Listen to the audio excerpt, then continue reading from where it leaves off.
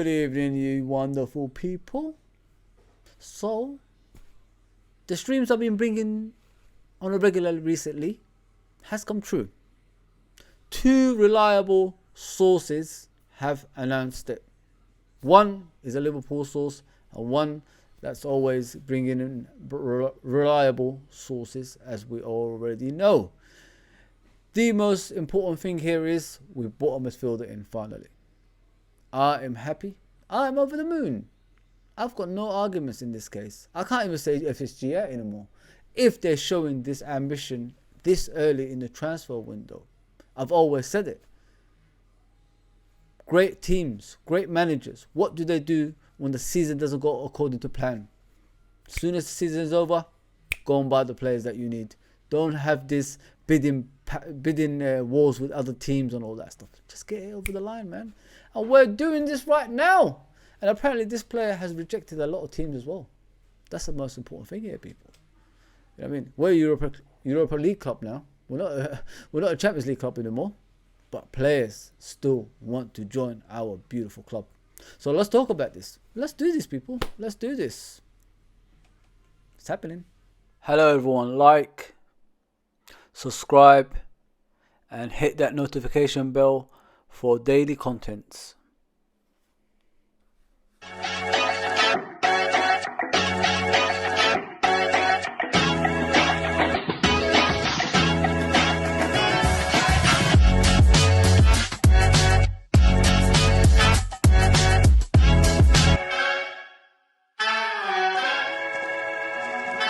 Yes, people. Please, before we start, hit that subscription button, notification button, and like button. We're almost at 800. Let's get there as soon as possible. The aim obviously is 1,000, so I appreciate that immensely. If you just get us to the 800 subscribers first, and please follow us on our social medias, which is Twitch, Twitter, Instagram, Facebook, and YouTube. What a news! What a delivery today by 2 reliable sources, which is Fabio Romano and Paul Joyce. Paul Joyce, as everybody knows, he's the head of the reporting at Anfield, especially Liverpool Football Club and Everton. So what he said this morning was this. He said Liverpool aiming to sign Brighton's Alexis Mac Allister this week. If Paul Joyce says something, people, it's 99.9% true. So it shows Liverpool Football Club are chasing Alexis Mac Allister, as we reported in previous streams as well. And this is a very, very, very important stage of Liverpool's build up for next season as well. You sign the most important player first in that midfield, and then gradually you build the other players around him. So I'm not discounting other players that we have in this team. The most important thing is to change the layout of our midfield.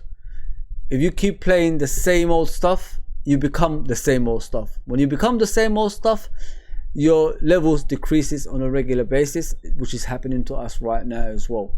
So yeah, I'm happy. Listen, I've always said it. I think this transfer with Alexis Mac Allister is an underrated transfer.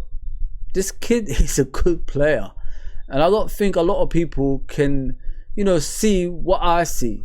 I said it before. I don't watch a lot of football, but I have been watching Brighton as soon as we was linked to him. And what I've seen of this kid is just out of this world as a player. He brings everything that you need from a creative midfielder, as well as possession keeping midfielder, which we don't have in that team. This is why we struggle against the likes of City and teams like that, because they out-possession us. They create more chances for midfield. And we are afraid to do the same thing if you look at our same old midfield, as I said earlier. If we change from that, have the same intensity, as well as quality players that can pass the ball, out of this world, and I think he'll be great. So let's look at what Fabio Romano said as well. So Fabio Romano said the release clause for Alexis Mac Allister is lower than reported, 45 to 50 million. This is why Liverpool feel this could be a bargain as they want to get documents signed this week after booking a medical test to be completed in 24/28 hours. 48 hours. 28 hours. Yeah, so you can see Liverpool have done it again.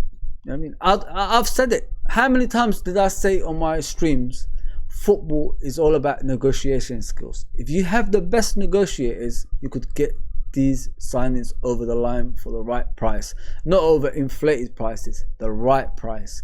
Although a lot of people saying he's worth 60 million, but you got to look at where he's coming from. Although Brighton are a great team, it doesn't mean anything because they haven't competed with the big teams in the world.